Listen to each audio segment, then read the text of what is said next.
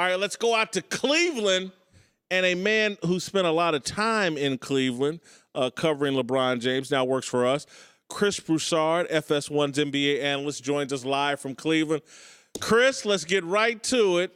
What's up, man? Hey, let me ask you this. Did they think we needed to be 2,500 miles apart to be on the show together? No, listen, people were questioning, how come Chris ain't on SFY? You mad at him? And I was like, hey, it's tough to do from Cleveland. You guys watched basketball together later that day. I know. People miss the picture. Exactly. But, we both know you can disagree and still be cool. Absolutely. All right, let's get to it. Maybe we'll disagree here. How much blame do you put on LeBron James for that loss last night?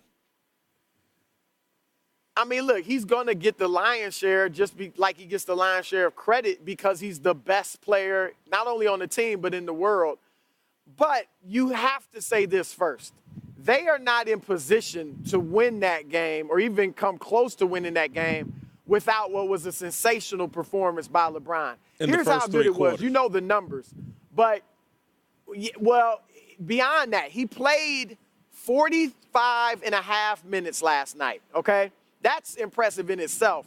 But they were +7 against this juggernaut team, I think an all-time great team. They were +7 in the 45 and a half minutes LeBron played. The 2.5 that he didn't, they were -12.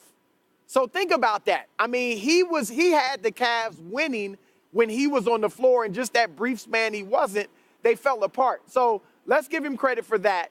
But certainly at the end of the game, he did not deliver. I don't kill him for everything that happened. I think the pass to Kyle Korver was a good basketball play. Kyle Korver is one of the greatest three-point shooters in NBA history. The corner three is the easiest three-pointer in the league. You got to believe he can make that shot. I think on Durant's three-pointer, LeBron does have to get out higher on him because you know Durant can hit that shot. I know he's concerned about the blow-by, but that would only tide the game. You got to get out there and do a better contest. But, he didn't deliver in the clutch. I think he may have been a bit worn down. I heard you talking earlier about, he hasn't learned to pace himself. I think he has, and I think during the regular season, he was able to pace himself, and that's what enabled him to lead the league in minutes this late in his career. But most of the games, he was not guarding a great player. I mean, he didn't guard Paul George for most of that series with Indiana. He didn't guard the best player. He would roam a lot and be able to run the defense that way. This series, he has to guard Kevin Durant, which is obviously taxing.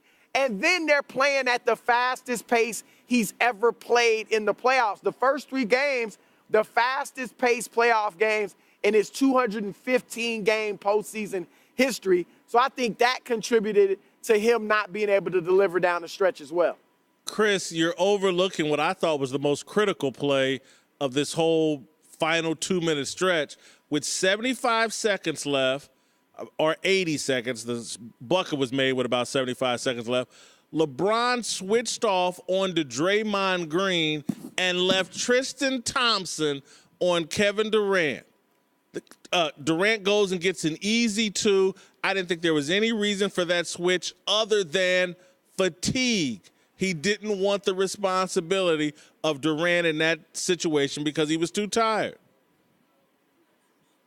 I remember the bucket. Was that a screen that Durant went off, or was it just LeBron actually just picked up Draymond down as they were coming down the floor? He was guarding Kevin Durant.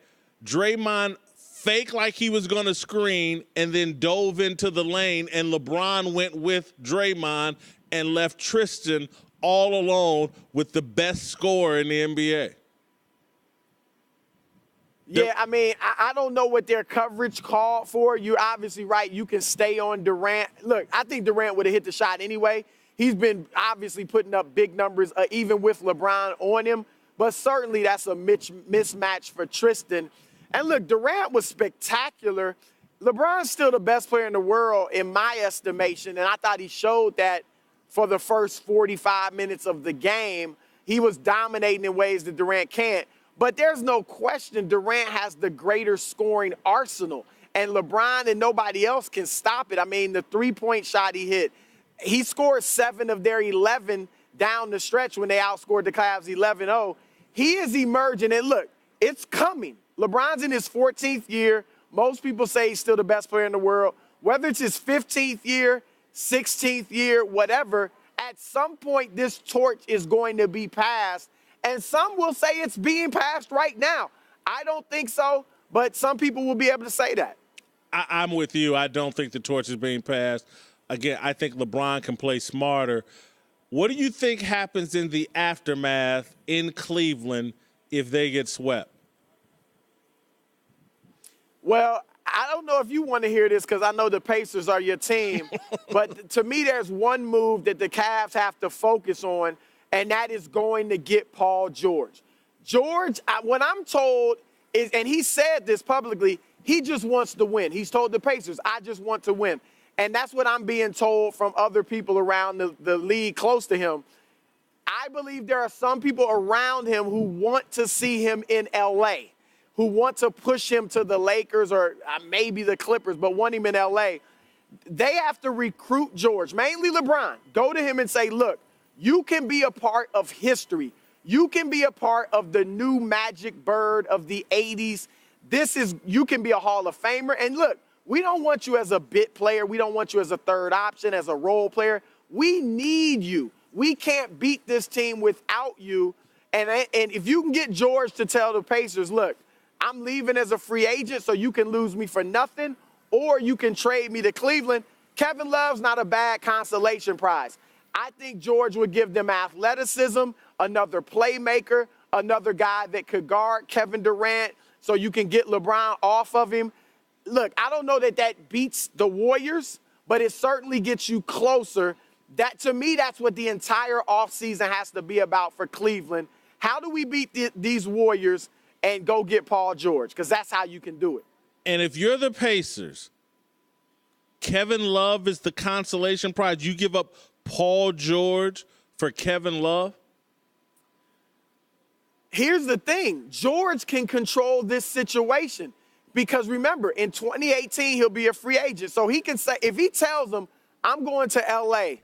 as a free agent and you'll get nothing for me, or you can trade me and get something. Now, they might say, well, we can get more than Kevin Love.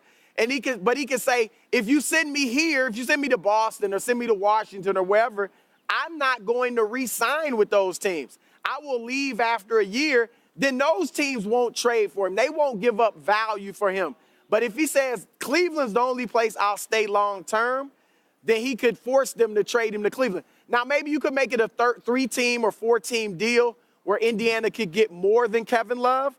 But I think that's the play. I'm not saying it will happen, but it's realistic. Let's not say Cleveland's going to get Kawhi Leonard or Karl Anthony Towns or Anthony Davis. Those aren't realistic. But Paul George, Jimmy Butler, Gordon Hayward, those are realistic. But I really want George out of those three. If you're Dan Gilbert and LeBron has talked you into Tristan Thompson for $80-some-odd million or whatever it is. J.R. Smith got a new contract. Shumpert got some money. Are you real happy with LeBron? Do you allow LeBron to continue to manipulate your roster? So you picture them sitting around at dinner, LeBron saying, hey, man, I don't think they talk. I think there's it's a business relationship. But look, you can talk about the roster. Obviously, they overpaid Tristan and overpaid J.R. Smith. They're represented by LeBron's agent, Rich Paul. So I get where you're going at. But here's the thing, Jason. They did bring Cleveland its first sports title in 52 years. If they don't win another one, that still, I would say, was worth it. I mean, that's the situation. That's the deal. I don't know that Gilbert will get tired of trying to win. It's going to cost money, obviously. It's going to cost the Warriors money to keep this team together. But I think that he would do it, or that's where the rumors come from that LeBron could try to leave. I don't think LeBron would leave or does leave, but I think it's good for him to keep it out there that maybe he would leave because that gives him leverage to keep the Cleveland Cavaliers' feet to the fire and say, keep adding players so we can keep trying to win championships.